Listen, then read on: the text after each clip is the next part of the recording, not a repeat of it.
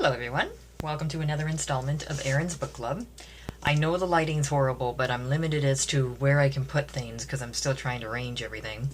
And I know it's been forever since I've done a book review, but I've become addicted to this game called Sim 4, and it's seriously interfering with my reading time, but I read for fun. I don't read to be the best or quickest reader out there, so as long as I have fun, I'm going to do it. If I'm not, or feel like I'm going to do something, or that I want to do something better, or more, then I'm going to do that too. But I do have a book review to do here, and for me it's been so long since I've read this author that it kind of felt like coming home.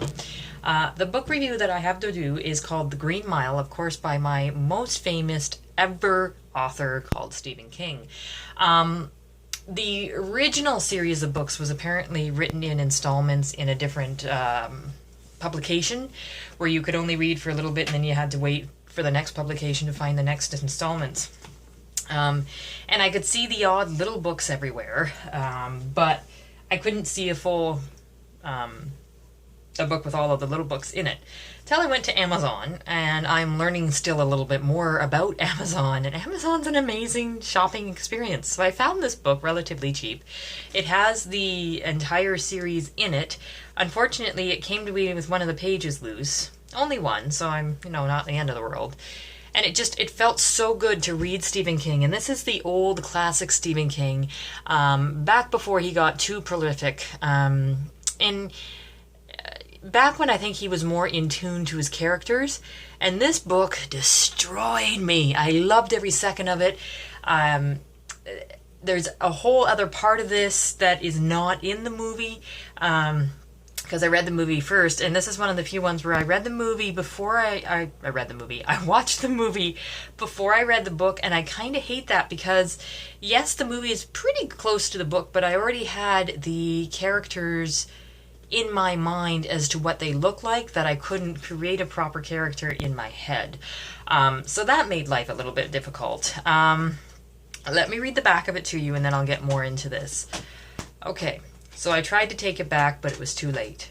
Welcome to Cold Mountain Penitentiary, home to the depression-worn men of E-Block, convicted killers all, each awaiting his turn to walk the Green Mile, the lime-colored linoleum corridor leading to the final meeting with old Sparky, Cold Mountain's electric chair.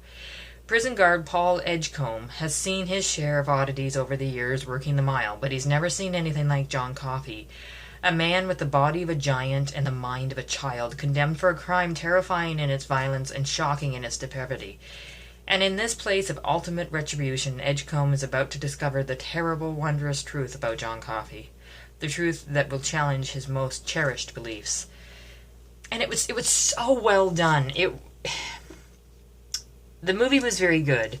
The movie was it had to lean more towards what the Christian faith is and the one true Savior sacrificing himself for everyone else, and they kind of made John Coffey the representation of that.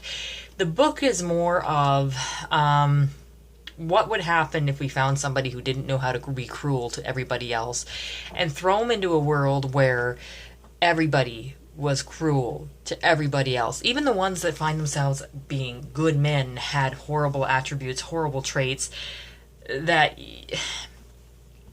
couldn't compare to this one main character. And because the main character was black in a time where racism had run rampant, and in the end they found who had actually killed the children and it wasn't him.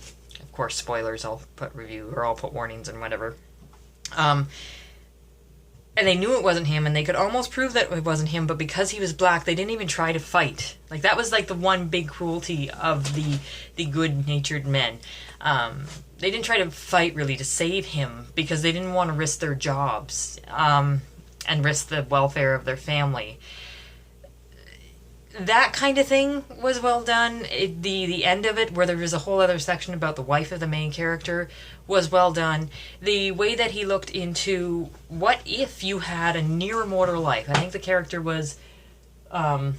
sorry, I got a new kitten and she's found something to play with that I got to keep an eye on.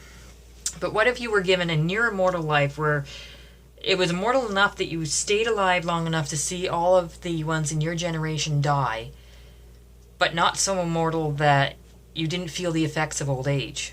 So you feel your body dying around you. Your mind is still good. And you feel and see the people dying around you. What do you do then? And is it really as great to live forever, quote unquote, as you think it is? Just the concepts that he brings in, the concepts that he weaves in and makes you think about throughout the story. It's old King. It's the good King. It's the King that I remember reading, the King that I fell in love with. And I fell in love with it all over again. It was just, I haven't read the book. I would like a copy of the movie. I enjoyed the movie, but I haven't read the book. And finally being able to have a chance to read the book really knocked the story out of the park. The things that were added to it. And the fact, too, that this was early King. Yes, there was a little bit of blood and gore in the middle of the book. Well, beginning of the book. And yes, there was a bit of blood and gore throughout the book, but not nearly what he's been in the future. Like, he was pretty gory in the future.